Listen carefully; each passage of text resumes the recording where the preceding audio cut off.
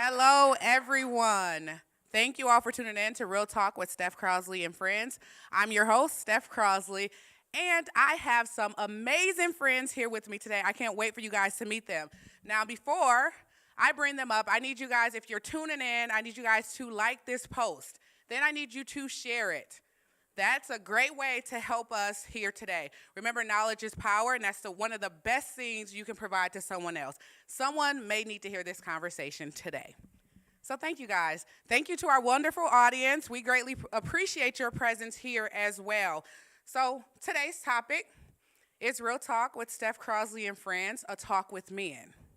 But before we get into that talk with men, you know I have to start with 60 seconds with Steph. For those of you who are experiencing this conversation for the first time, 60 seconds with Steph is dedicated towards a topic that I may ran across, and it triggered something in me, and I wanted to bring forth awareness about this topic. So today's topic is about a young lady from Boston.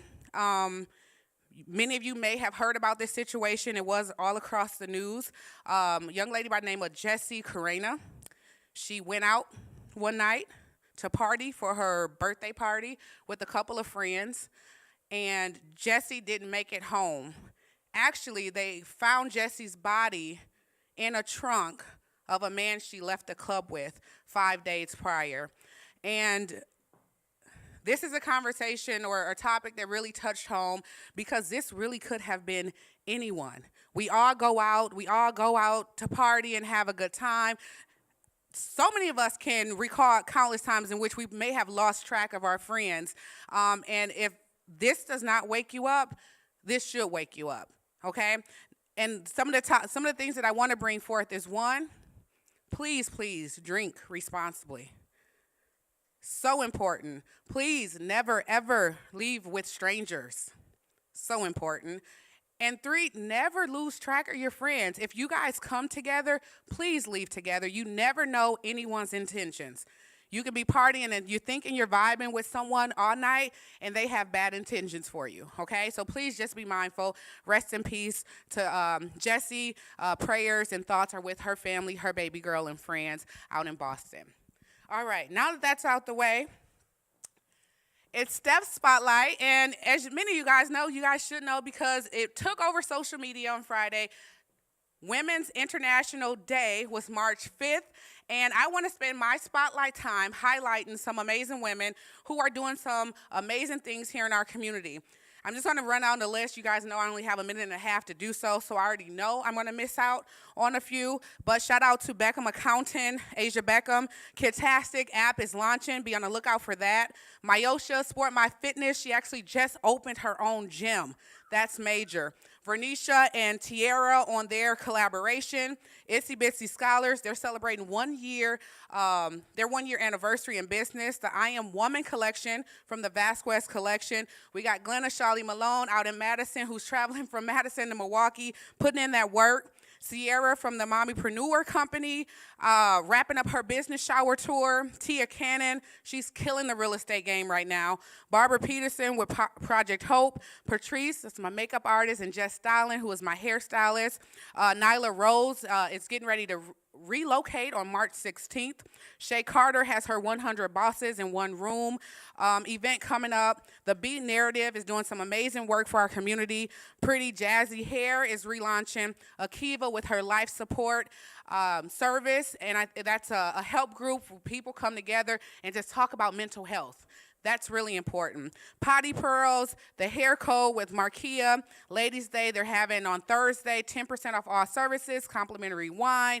Just a great way for women to come together, network, and get their hair done, basically. And then shout out to Naisha with Cardstone. Again, that's my minute and a half, but there are tons of amazing women here in our city that are doing amazing things. So if you ever have an opportunity to support, make sure you do so. As a matter of fact, if you're next to a woman, I think you should give her a hug and tell her how proud of you are, how proud of her you are, because women are amazing. Shout out to the women. Shout out to the women. We're pretty dope, if I must say so myself. All right, so that's my quick introduction. Now let's get into the topic at hand. This is something that I'm super passionate about. I tell everyone, I work with youth, and I say I have a soft spot for our young black boys. And when I see our black men doing some wonderful things and impacting our community in a positive way, that touches my heart. So I gathered up some wonderful men today to come in and talk to us, or to sit down and talk to me, and you guys listen. You guys can comment and ask questions in that section as well. But just take a moment and think. Milwaukee is one of the poorest cities. Milwaukee leads the nation in mass incarceration of black males. 55% of black males represent the unemployment rate here, and it's stated that Wisconsin is one of the worst places to raise black children. Now, when you hear those things, because I know when I read those things, it can be very discouraging. But I find power and motivation and inspiration when I see black men changing the narrative, who are living beyond societal's stereotypes, and they're living and breaking down barriers. Like, that says so much. And I have 8 of some of the dopest men in the city with me. And I'm just going to let you guys meet them, and you can see for yourself. So first up, we have this young brother. I think they call him Brother Heal the Hood or something like that. If you don't know about him, you will know about him. He's a poet. He's a motivational speaker. He's a community activist. He loves Milwaukee. He loves our young black boys. He loves our community. Please help me welcome Mr. Ajamu to the stage.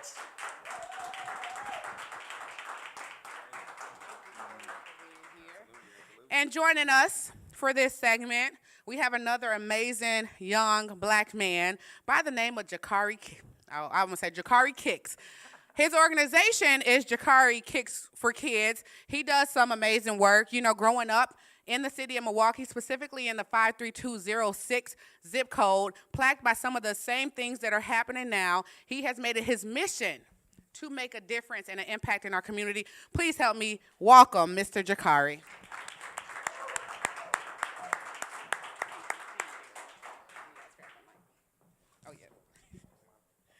All right, fellas. So first and foremost, thank you guys for joining me. Thank you for having us. Of course. So my first question is, what did you want to be when you were younger? So I think I had like the dreams and the goals of like every kid. So I wanted to go to the NBA off top. Like, Makes sense. I was hooping on crates. I doing thought I was going to moves, the WNBA. You feel me? I was doing all that on the Fisher Price, but yeah, it didn't work out like that. Okay. I wanted to be a police officer. I wanted to be a police officer. And I can remember being young, maybe not even 10 years old, and my dad talking to me very harshly about the realities of the relationship between police and black men. So he kind of encouraged me to pick a different career aspiration, but that's what I wanted. I wanted to be a police officer. Do you still have any aspirations on being a police officer? No, ma'am. Okay. No, ma'am. Okay, I just No, thought ma'am. because I didn't know if No, that. we ain't Okay. gonna trip on that. We ain't All gonna right, trip on that. awesome. So let's get into the conversation. Jakari, what is Jakari Kicks for Kids, and why does it exist?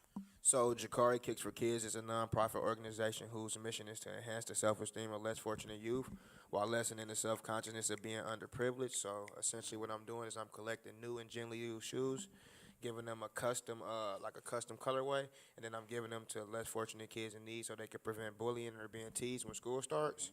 And it exists just to prevent bullying. So me growing up, I was a really short kid. I would be teased a lot because I had to wear a uniform.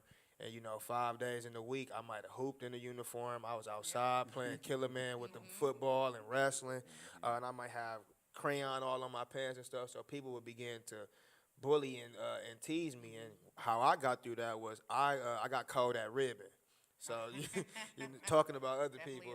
And back in the day, that was cool. You can rib back and forth. But now in today's society, these kids are killing each other, killing themselves, or, dropping out of school, going missing and things like that. So I wanted to prevent more of that from happening and then increase graduations and A pluses and 3.0s and things like that. All right, and shout out to you for your elevator pitch to kick it off. So shout out to you. That was Appreciate you. I felt it. I felt it. He looked me in my eyes and think this told one me working. Check, Jakari check. is a non-profit. Okay, so okay, thank you for that. All right, you know what I'm about to ask you. Hey, Steph. How you doing? What is Heal the Hood, and why does it exist? Heal the Hood exists because when you look at the two key words in Heal the Hood, heal and hood, we realize that a healing is a universal thing, and hoods are all across the globe. Hoods, obviously, I focus on communities of color, but in this line of work, I realize that the hood is not just a color thing unless it's a lack of green. And so with Heal the Hood, we have two major arms. We have our In-School campaign, where we go into schools and we teach a curriculum called We Are Not Poets, We Are Messengers. And that's a curriculum that deals with learning to love literacy, but we also deal with social justice. We also deal with leadership development, character development. And then we have our avenue of the block parties, which is kind of my favorite piece, our annual block parties. We actually got the 8th annual Heal the Hood block party coming up May 25th, shameless plug. But at Heal the Hood, it's all about service, free food. I remember one year Jakari vended with us. He was giving away shoes, and it was another vendor who was, doing her thing with her goods and services, but she had like 5 kids, and she was in need. They needed some shoes. Obviously, it was back to school time, and I cried because bro took care of every single kid, and that's why the operation of Black Men, it got to come together like this. We help each other help the hood. And you mentioned healing. Let's talk about healing. So what is healing, and why do you think our community needs to heal? You know what? I can speak specifically to Black men and why we need that healing. Talk to them. I think there's a financial healing that needs to go forward with Black men. There's a mental, emotional, a spiritual healing, and a practical healing that needs to go forward with Black men. I think that when Black men reclaim our position on the throne, when I can see my brother as my brother and not necessarily my enemy or a threat to my existence, we can move mountains. And that healing, a part of that healing is recognize that he ain't my enemy. I just mediated a beef, and I'll be very brief with it, with some young brothers, like 7 young brothers off of 24th and Burleigh. It started with ribbing. Then it was a 1-on-1 fight. Then it was a 3-on-1 fight. Then the next thing you know, they was talking about drawing guns. One thing we talked about when we was doing our mediation circle was how y'all are not mad at each other. Y'all are mad at the environment in which you come from. I'm not mad at this Black man. He didn't do nothing to me. We both stay on 24th and Burleigh. Neither one of us got food in the refrigerator, so we're not mad at each other. We're mad at the environment around us. So healing helps us to address and find solutions to the problems that plague us, mentally, emotionally, financially, so on and so forth. Okay. And you speak like you're speaking from experience. I'm going to ask you, have you yourself ever dealt with any mental illnesses or mental health issues that you had to heal from? The thing about healing is it's a constant process. So it ain't what I've been through, it's what I go through. Okay. There are days where I wake up, and one thing I try to teach my students, don't feel like you have to try to over-explain your depression, because sometimes we don't even know what's wrong with us. So it's hard for me to explain to you what's wrong with me. So yes, there are definitely days where I wake up and it's not that I don't want to get out of bed. I don't even want to, I want to just lay under the bed. You know what I'm saying? And kind of just be to myself. And so absolutely, it's a constant process. It's a constant struggle, but it's a beautiful struggle. David Banner said, and then I'll wrap it up with this. He said, every day I wake up and fight my demons is a good day, because as long as I am still fighting my demons, it means I have not become them. So it's cool. That demon of depression it's an animal, it's a beast, and I definitely wrestle with that thing. But as long as I continue to fight, that's my victory in and of itself. How do you fight it? Martial arts, yoga when I can. I ain't gonna lie to you. You really be fighting the demon. I be trying, honey. Listen, I be standing on my head, honey, if I need to. Listen to me. Fasting for 30 days. I ain't gonna lie to you. It is hard. I'm not gonna sit up here and jack like I'm just.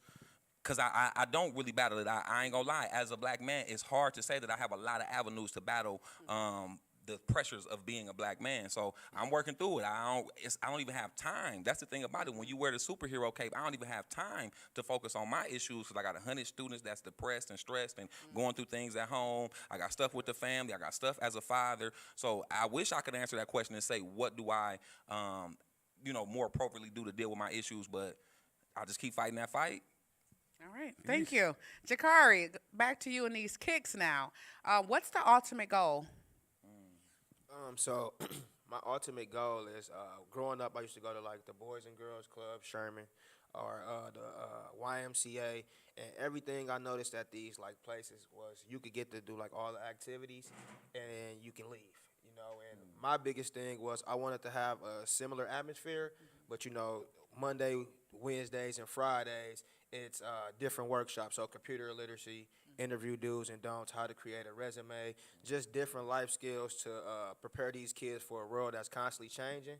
So as I continue to expand, I want to just open up facilities where these kids can get these workshops but still have these activities. So sort of like a home away from home, and then I want to take that state to state and build it out, because I feel like this thing that I'm doing is worldwide, or better yet, global. So I'm just trying to keep building this thing up, but give these kids a platform where their voice can be heard and where I also can advocate for them.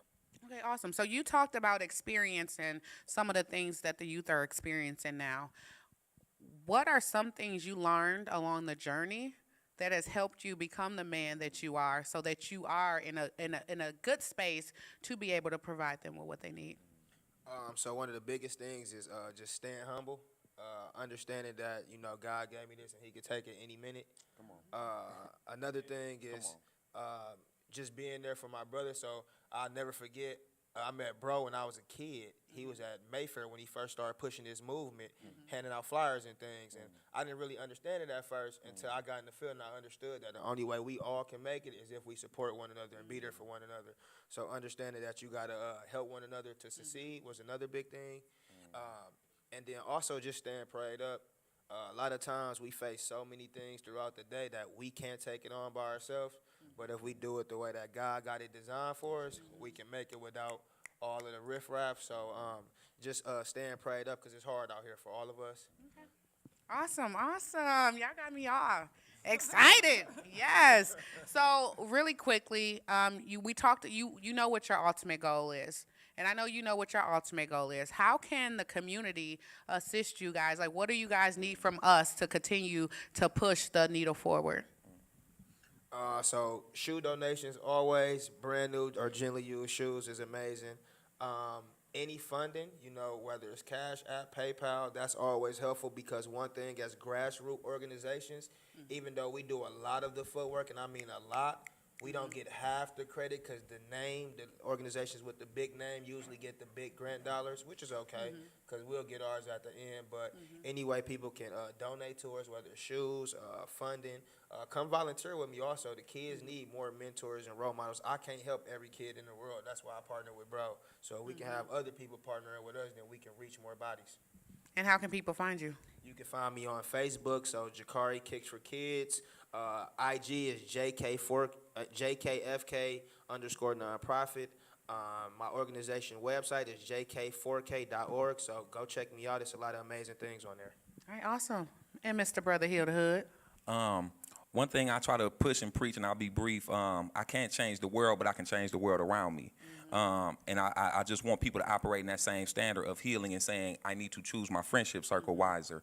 If I see somebody over there being a fool, it's not for me to pull out my cell phone to record and put it on World Star. It's for me to intervene and say, hey, king, can you be a king and not a nigga? Man, they don't want to hear me, though. They don't want to hear me. They're just going to have to rewind the live, catch that on the live. But same like my brother said, definitely the monetary piece, the more obvious thing. So definitely check the Cash App out, or hit the PayPal, or come see me with the T-shirts. We got the T-shirts and the hoodies. But primarily just coming through for the volunteering, coming to check out the movement, and just never giving up. That's how you spread this particular movement. Don't give up on yourself. Oh, amen. Let's hear it one more time, Mr. Ajamu and Mr. Jakari. Yes, and we'll make sure to tag them so you guys can go ahead and follow and donate and support the cause. Thank you. Thank you. I told you guys, I have some amazing friends with me today. That's a great kickoff. If you are just joining us, please don't forget to like this video as well as share it. We would greatly, greatly appreciate it. Now, my next two guys who are, let me call them men, my next two men who are joining us today, one of them, you know, he might be on his high horse right now because they're on their way upstate. He's an assistant basketball coach for Nicolay High School. He does a lot of things. He's just like so great. He's an entrepreneur. He's the co-founder of YES, which is Young Enterprising Society. They do a lot of work with youth. I can sit here and talk about him all day, but he's here to help me talk about him. So please help me welcome Mr. Khalif El-Amin.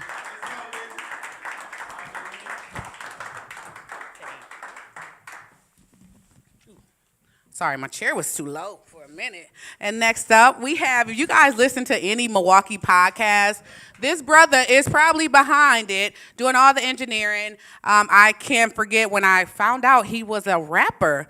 And I'm like, Deuce, you rap. You're good at rapping. And you're good at technology, and you're just good. So please help me welcome Mr. Everyday Deuce to the stage. All right, so we have to kick the segment off. What did you want to be when you were younger? A doctor. I think that was the narrative that my mom was pushing back then. And then as I got into sports, of course, basketball and all that good stuff. You play basketball? Mm-hmm. You was good? Yeah. Okay. I just was short. That's Okay, what the only okay. thing. I wanted to go to the league. Okay. Yeah, I wanted to go. I mean, ever since I was 2 or 3 years old, I always had a ball in my hand. So I just wanted to, pursue that dream, playing collegiate basketball and then going to the NBA. All right, so let's talk about that, because I think that a lot of our young boys are either pushed to be athletes, rappers, or drug dealers. Okay? I think that's common. Khalif, how did you use, because you said you had aspirations on going to the league. You played collegiately, but you didn't make it to the league. How did you use basketball to open up doors and create opportunities for you?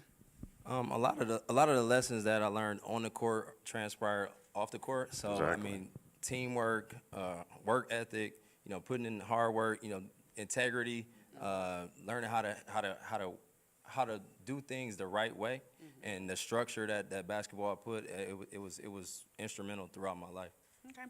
And so let's talk about, so being a basketball player, you have coaches, you have other men, role models in your life. What type of influences did you have, and how did they contribute to you being able to, one, comprehend the lessons that you're learning and apply them to where you are today? I think at a young age, I just had a sixth sense for sorting through the BS and seeing, I was fortunate enough to have some really, really good coaches in my life. So from fourth grade on up, from Coach Johnson, in high school, Coach Goss, collegiately, my coach, Coach Simlin. So they really, really cared, outside of being, a good basketball player or whatnot, they really cared about you as a young man and as a man. Okay. And you're currently working with youth, right? Yes. So what are some of your key things that you go to when you're working with youth to make sure you get the best from them? I mean, just letting them know that you care, that you're there for them. I mean, so many people, you just read off the statistics about Milwaukee is this and that. So I want to make sure I'm doing my part to change that narrative. So, I mean, yeah, we can say Milwaukee is this, Milwaukee is that, but if you're just talking, you're not doing it, then, you're part of the problem. So I just want to make sure, it's authentic and genuine. Yes, well, thank you.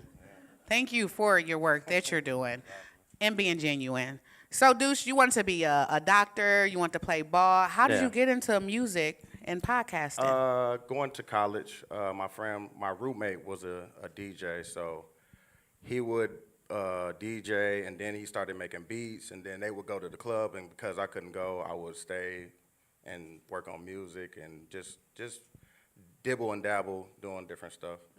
And so how are you using your music and your platform on podcasts to change the narrative of black men? I think with the podcast, it was just building a platform for people to speak. Because, how can I explain it?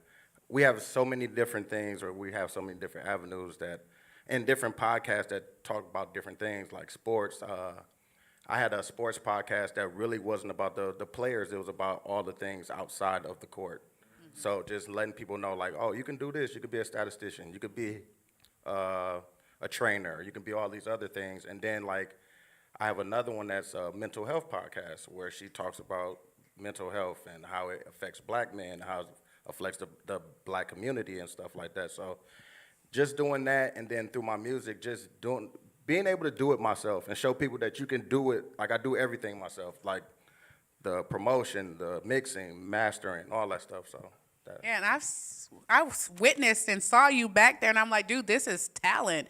And it was important for me to bring diversity in professions today because, you know, I want people watching this to see that there are so many different It is.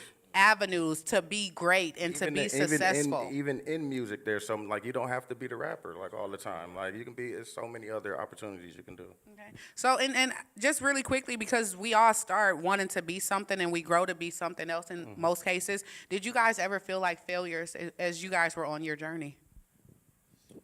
I wouldn't say failure. I mean, it is what it is, I'm short. I mean, I could play basketball, but I just didn't have the height that I thought I needed to pursue it. I use it as motivation. So, I mean, I was always shorter. It wasn't like I was taller and then I stopped growing. I was always progressively shorter. So I just was like, hey, you know, you just embrace it. So I just looked at it as if I needed to work twice as hard as the 6'6" guy. So yes. I just wanted to, you know, make sure you're not going to outwork me. So what that was, I transferred that from That's the definitely a court fact. to the business life now. So. Yes. yes. All right, so being entrepreneurs, because you guys, you'll consider yourself an entrepreneur, Yeah. right? It's not easy. It's a lot of hard work. It is. What is something you guys will tell anyone watching, the biggest lesson you've learned being an entrepreneur? That is not easy. You're gonna have days where you're gonna be tired. You don't want to do it. Like you just want to go, like the other brother said, you just want to crawl under the bed in some days. But you have to keep pushing. You have to keep working. You have to keep doing it, and it'll happen. Like it really will happen if you just pursue it, keep pursuing it, and keep working on it. I think my message would be to have discipline. You know, one thing that I struggled with becoming an entrepreneur was the discipline. You know, discipline with your funds, discipline with your time, discipline with your energy. So I mean, it's I'm not there yet, but I'm still I'm a work in progress. So you know, that's what I would say. Just make sure you have discipline and just know your end goal and what that is, and just keep working towards it. Okay. Khalif, Yes, ma'am. I know you're still growing and you're still learning. Today, on March 10th, are you proud of the man that you are today? Absolutely. Why? 100%. If I look back at where I was a year ago, you know, I can see the growth. I'm not, like I said, I'm not perfect. I'm a work in progress, but I can honestly say that I'm making those conscious efforts to be the best man, the best soon-to-be husband, you know. Yes, speak that into existence. Father. So yeah, so I can honestly say, you know, I'm making those necessary steps. So I'm just, you know, constantly, I always want to challenge myself to be better than what I was yesterday. Exactly. Okay, and I have a challenge. You guys know I'm big on challenges. I have a challenge for everyone watching this, all the men. Ask yourself, are you proud of the person you are today? Not judging your future. I'm not asking you to do that, but are you proud of the person you are today? And if not, what can you do that can assist you in that process? Because when you're proud of who you are, your results show. Okay? I would say yes, yes. Like Khalif said, is knowing where I was not even a year ago, 6 months ago, like that I'm better today than I was back then, and always trying to get better every day is yes, I am. I'm very happy. All right, and my last thing I'm going to ask you guys to do, look into one of the three cameras, right? And there is a young man out here watching, right? He wants to be something in life. What advice or words of inspiration can you give him? Y'all know I got y'all on a pedestal, right? This is the pedestal. Whatever it is you seek to do, seek to perfect it. Yes, that is a word, and I would say, be patient and continue. Just keep grinding. Keep grinding because the grind does not stop. It doesn't Ever. Yes. Well, thank you both for being on the panel. Before I let you go, I want to. How can people get in contact with you? Everyday Dooch, everyday DUCH across the board, Twitter, Instagram, and then on Facebook is Daryl Dooch Hawkins. Oh, your real name. Yeah, Okay. real name. Facebook, Khalif El Amin. Instagram, Big Leaf 10, BIGLEEF 10. And then our business website is www.followtheyes.com. And since you mentioned that really quickly, shameless plug, what is Yes having coming up? We have the Blueprint program.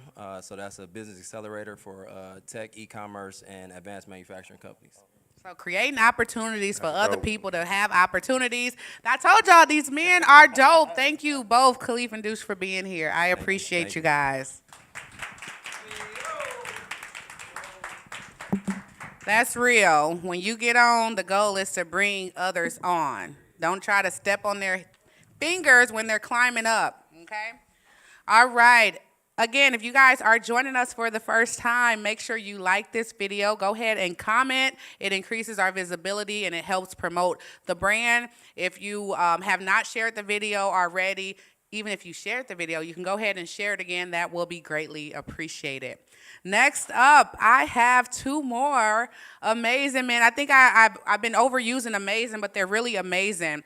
The next guest is someone I met. He was in the Army. He's a father. He has his own trucking company. He has his own security company. And when I say security and changing the narrative, when I see him being a security guard or being the head of security, he's in a suit. He's setting the tone, and he is just the bomb.com. Please help me welcome Mr. Theron.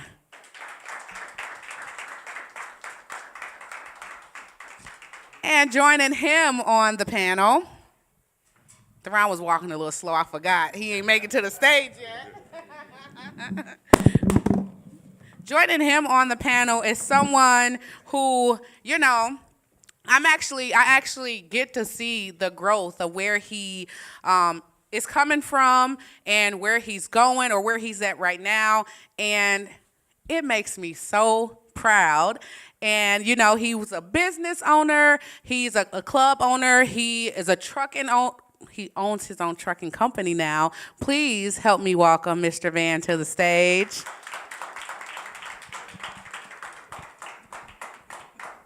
This is exciting. Someone actually was like, how did you get Van?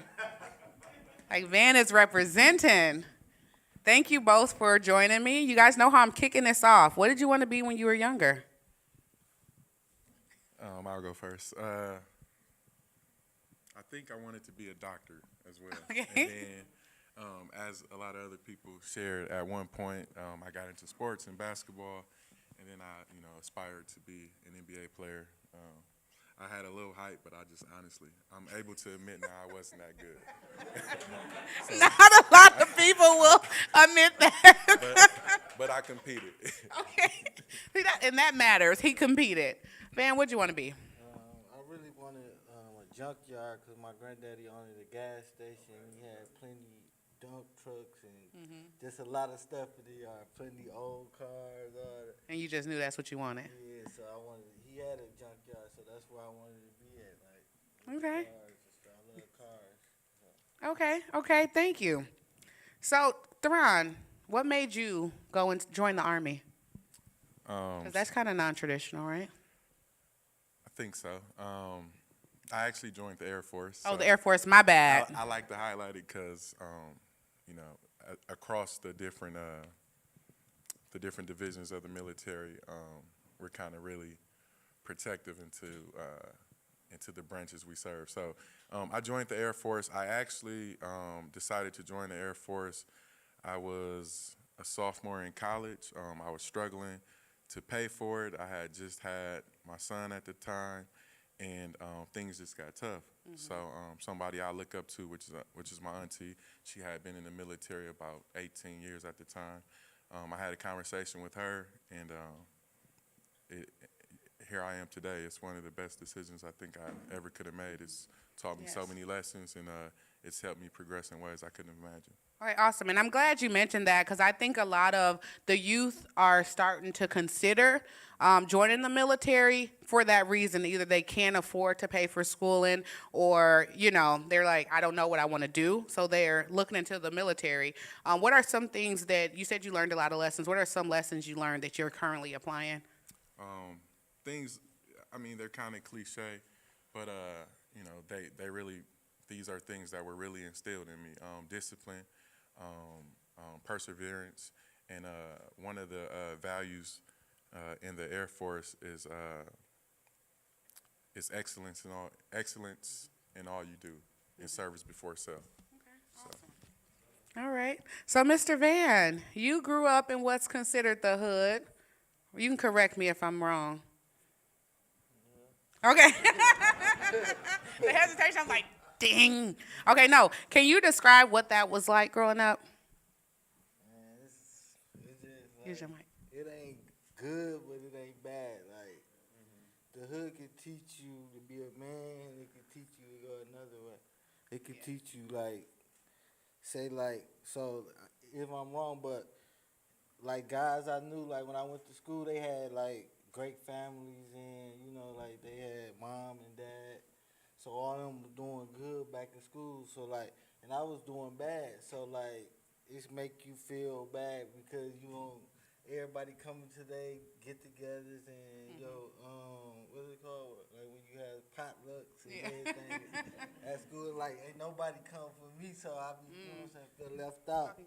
So I feel left out now. So like when I see them guys now, they ain't doing too well, like, cause they was spoiled all their life and they don't know how to like be with life like they used for a handout. Like somebody give them something. So on a different note, I ain't getting no handout. So when I get some, I cherish it. So it's like it showed me different, like. Cause they was getting everything, so they don't know how to hustle. I ain't saying we're like drug dealer or nothing like, but hustle period. Like it's different. You know what I'm saying? So I get think it. I'm a better man like that. So when I look at my father, I don't be looking at him like he did me wrong. It's probably it's better for him not to be in my life right now. Because you feel like you're a better man now. Yeah. Okay, that's what's up. And speaking of your father, so was your father in your life? No, he wasn't in my life, but his mother made sure that she can do the best for me, take his spot. But women really can't take no man's spot, cause you know what I'm saying. That's why we need strong They men. don't know everything. Like women can teach you a lot, but it's certain stuff your father need to teach you. You know what I'm saying, that you miss out. Like me, I ain't no excellent guy, but like how you treat women and stuff. You need a father that teach you the right and wrong. I learned how to treat women like going through experience in life. Like you know what I'm saying. So Yes. like that. Okay. Yes. Talk your talk. You keep the mic up. Are you getting hot now? No, the pressure is on, Van. It's on. No. So let's talk about just in the same realm of the fatherhood. So you agree that it is important for a father to be there. You're a father now, right? Yeah, I'm a father of 3. Yeah. Yep. So how are you how are you doing things differently so that you're there? I just be trying to be in their life more. Like when I was a younger father, I just ain't taking much. I ain't taking it important. But now when I get older, I see like they need me to be there. Like it be hard for the mothers to do everything because like. Shout out to the mothers, please, and thank you. Shout out to y'all. Because it be hard for them. And I be seeing my child mother, my daughter, she got everything. Like, she go to dance practice, she go to ballet, she go to this and that. Like, how could she do that every day, like, by herself, without no help, like, without a man being there? Like, she ain't got no time. Like, she go to work and come home, and you know what I'm saying? We need 2 in the house at all times, so it can be easy. Yes. See, listen, I don't know if I would have got this conversation out of Van last year. So that says a lot. So thank you for sharing that, Van. Theron, let's get into you. So, you did the military route. You said you were a young father, and that was it played a part in your decision. What does fatherhood mean to you? Everything. One of the things I often reflect on is I did have my son at a younger age, but it made me grow up sooner than I would have rathered to, but it was still a blessing. I had him full time he's been with me, all of his life, which I'm grateful and thankful for. Like I said, it's forced me at one point in time to look at life differently. You know what I'm saying? So I have to make decisions based on how he's going to look at me, and what's going to be the best example for him to grow and be be great and be better than me. Okay, awesome. And you are being great. Like, I think you have your hands in a lot of pots. You have trucking, you have security, you have home health care. How did you get into these things? And what's the ultimate goal? I got into being an entrepreneur and working for myself. I dealt with some issues. So I was in law enforcement for a long time, and it was a career that I transitioned out of. And in transition out of that career, I made a decision that I would never work for anyone else, and I wanted to work for myself. And as it relates to my hands, thank you. As it relates to my hands being in some different pots, my strategy was to diversify my financial means of revenue. So I just did as much research as I could into different things that I could logically see myself doing and being great at. And I partnered with people. Some people think that, I may be doing things by myself, or they aspire to do things by themselves. And I just believe in partnerships and working with people. Van, we're related. We're cousins by blood. So it's ironic. I did not know that. She didn't know that. She didn't know that. So Look at God. in my transition to entrepreneurship, he's been trucking. He's been being an entrepreneur probably much longer than I have. So once again, in partnering and asking questions and having the ability to say, I don't know, because can you tell me this? We talk on the phone all the time. Like, we're calling each other back and forth to share tips, get information. Where did you bump your head? This is where I bumped my head. Let's figure it out. So, yeah. Rogers. It makes sense now. So, yeah, it makes total sense. So, and I think that's a great point, too, about how you can depend on another male to assist you in the process. And I think we talked about that. They touched on that in the first segment, just how, the stronger, as we stick together, that we're more stronger, So, Van, Theron said he talks to you about trucking. How did you get into trucking? Because you made the transition to being, the club owner to trucking. Well, my cousin, he had got out of jail a few years ago.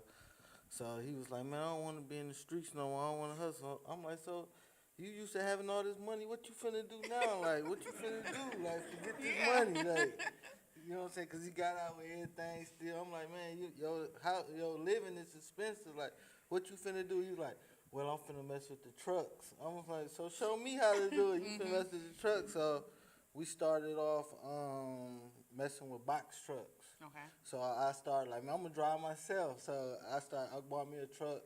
I'm on the highway. I come back 2 weeks later, like, man, I can't do this. I can't do the truck. And I tore the top off the truck. Like, I hit a low bridge. So you know what I'm saying? So I was like, no, I can't go over the road no more. So after that, I just sold all my box trucks and I got into dump trucking. So I can be at home every night and all that. So that's what I got going on with the dump trucking. And I thought I liked the clubs, but it's really a headache, so I got up out of that. So you had to find something that works for you. Yeah, and I like trucking, so like I know I can be successful at that because I know I get up every morning and go to work in the truck. Like, I know I can do that. Is that a transition from you? Yeah, it's a big transition. You know what I'm saying? Everything. So. But it was needed? Yeah. Okay. So I'm happy with the truck, and so that's what I'm going to go with. That's what's up. Do things that make you happy. And so you both are put in places where you can create opportunities for others. How does that make you guys feel? It's a blessing. It's a huge opportunity.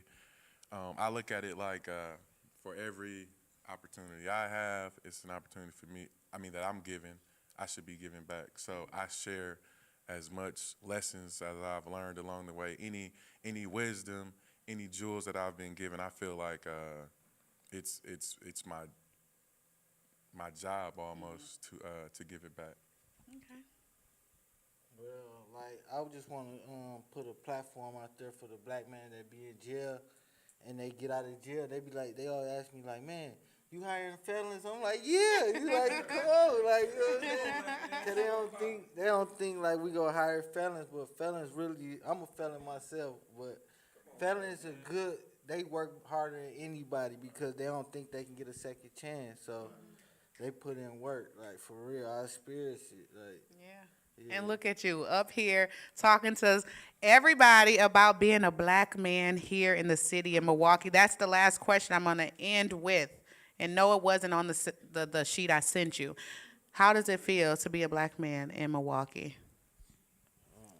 It's hard, but I'm blessed. At the same time, I ain't gonna let nobody encourage me to do the wrong things or anything like that. I'm gonna just keep moving.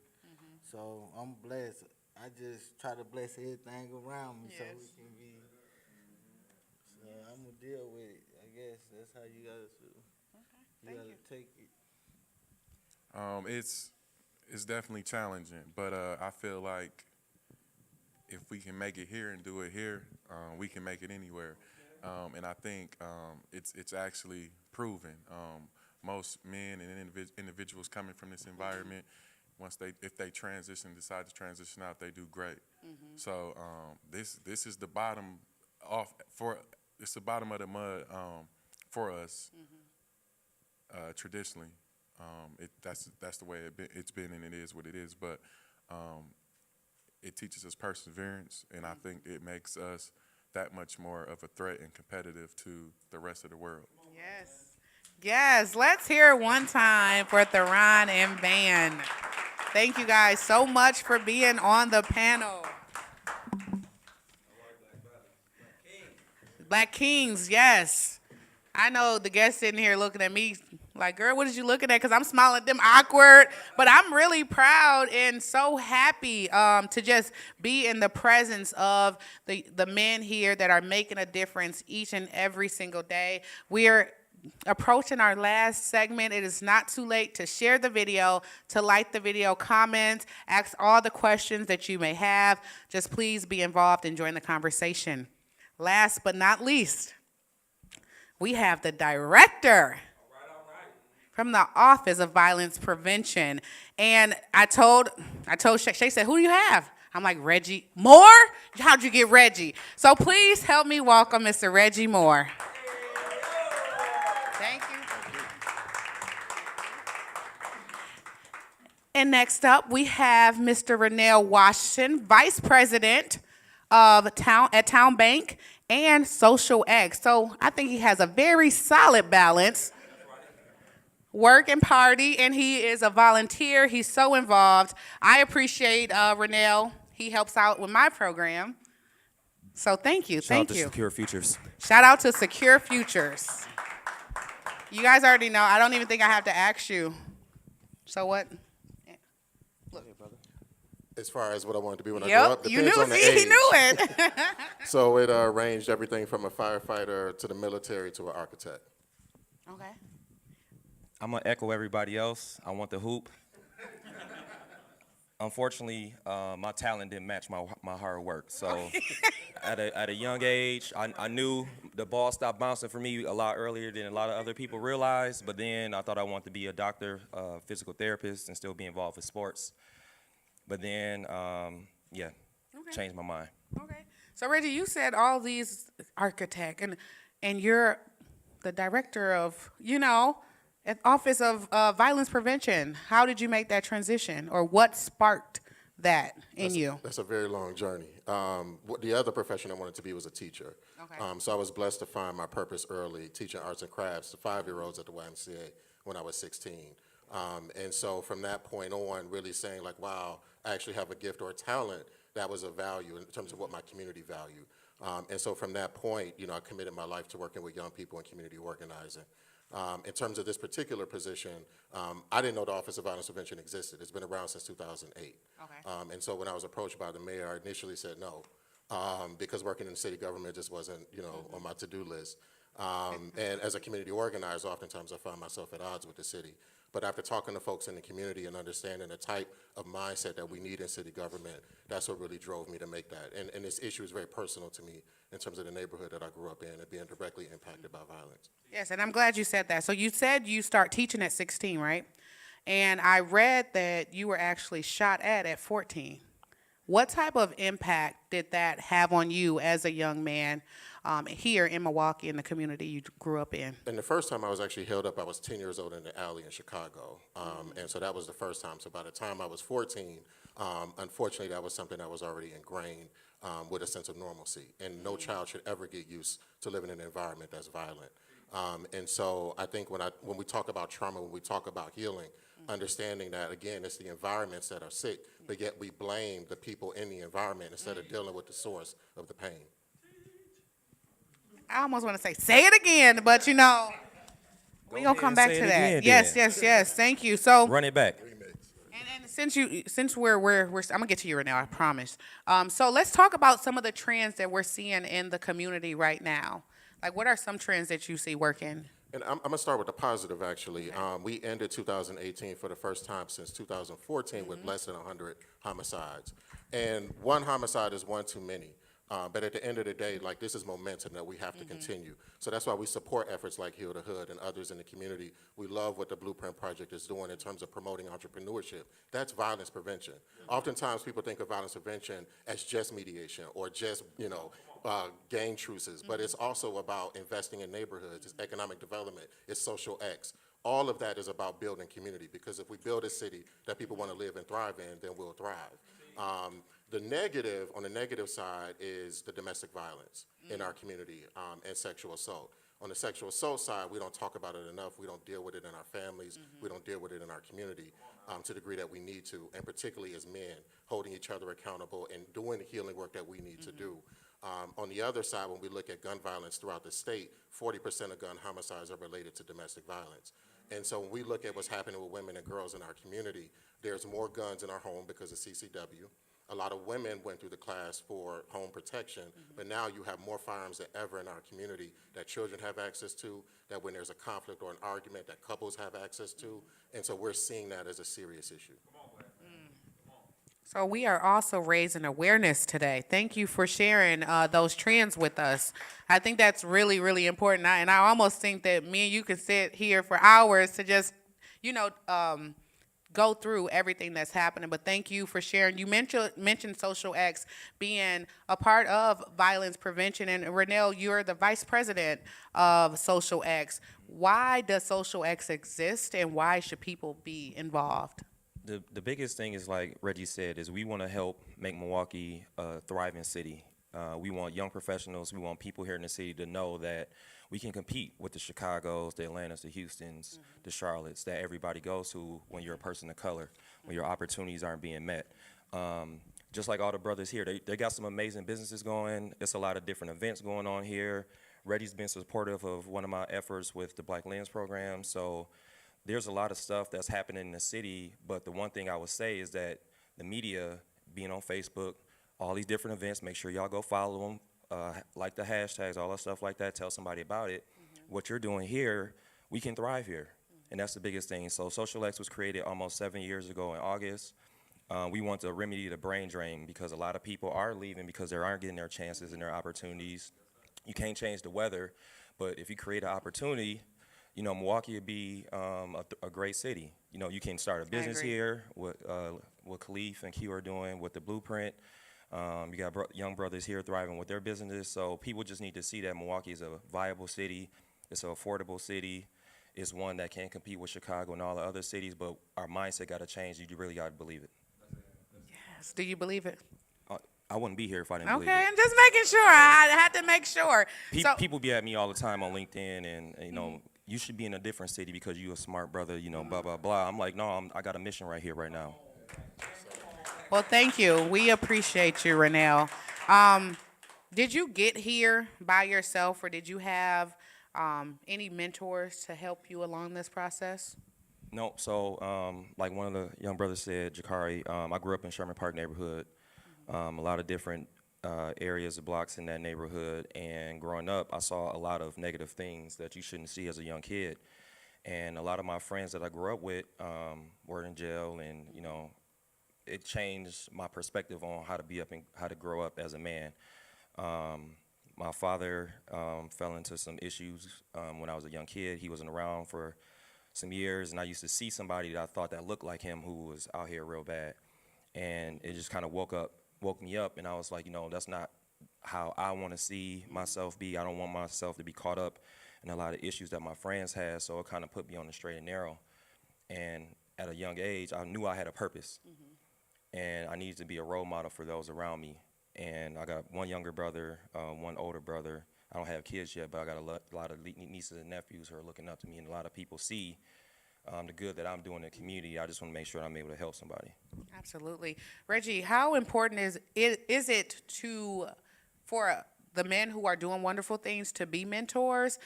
How important is it for to have mentors? I think it's critical because this is a hard enough journey, you know, to walk, and so to be able to walk it and stand on the shoulders of those who came before you is important. You know, I look at people like Dr. Fuller and others in our community that have set, you know, an example of what it means to be able to work in the system, but also be revolutionary. And so, it's just critical. And when Charlotte and I started our undergrad, we were 23 years old. And I think that's another reality that a lot of young folks out here who are starting organizations or programs are serving in the role of elders at a very early age. And that shows you that there's a breakdown in our community and a breakdown in our lineage, but at the same time, we're repairing that. And so, again, it's never too early to start being an example for those coming behind you. I want to add something if I can.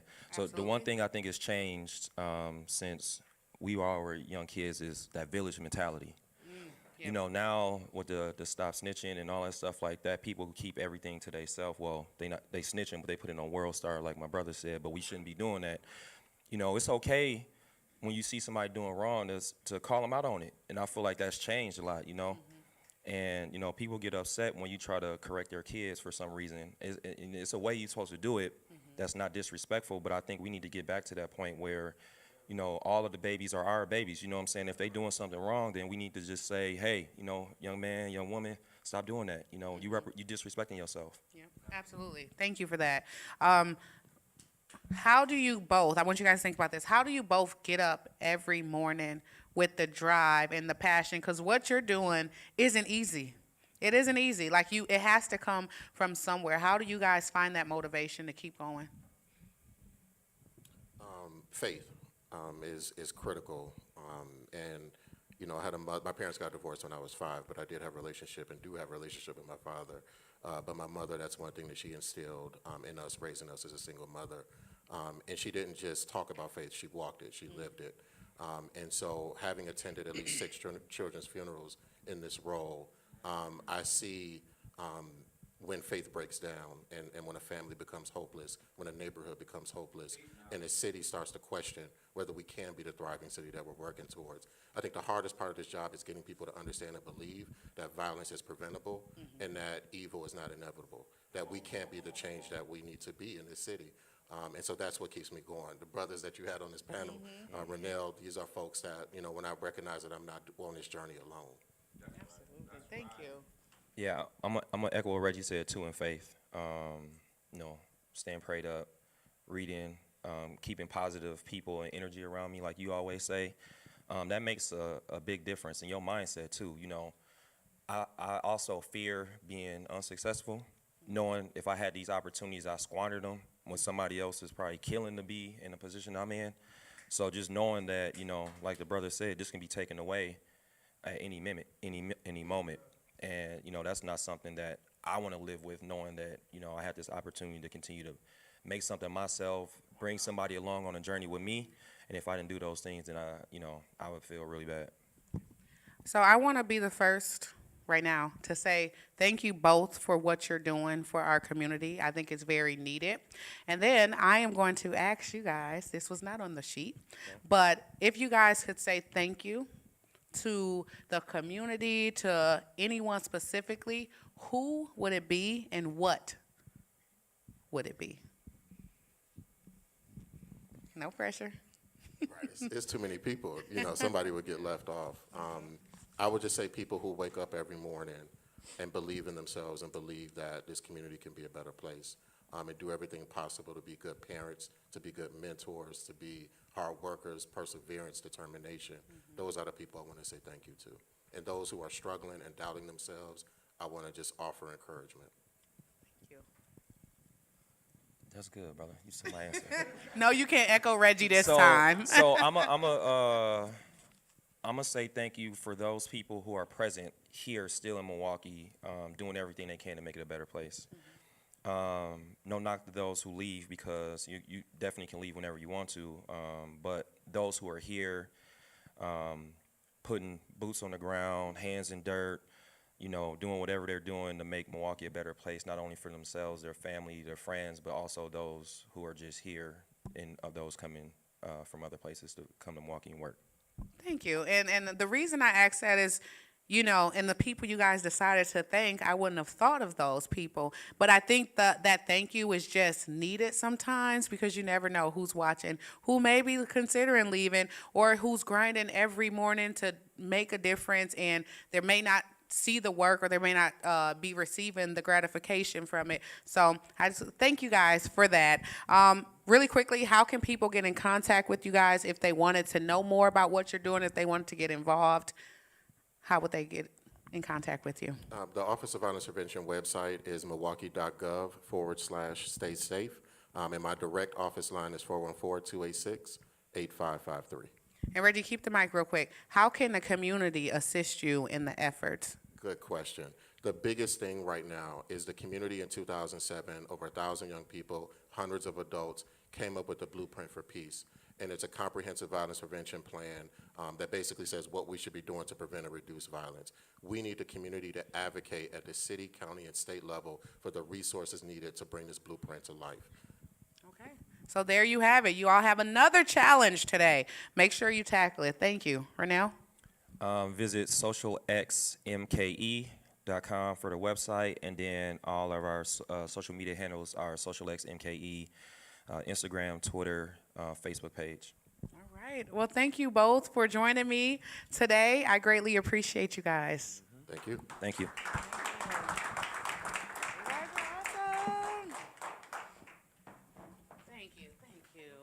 Well, that wraps up Real Talk with Steph Crosley and Friends, a talk with men. If you guys were not inspired, then you have to go back and rewatch this video, because I was really inspired. I felt the energy. I'm so thankful for the men, even the men who couldn't be here today, who are constantly grinding to make Milwaukee better, to make themselves better, to change the narrative. It's so very important.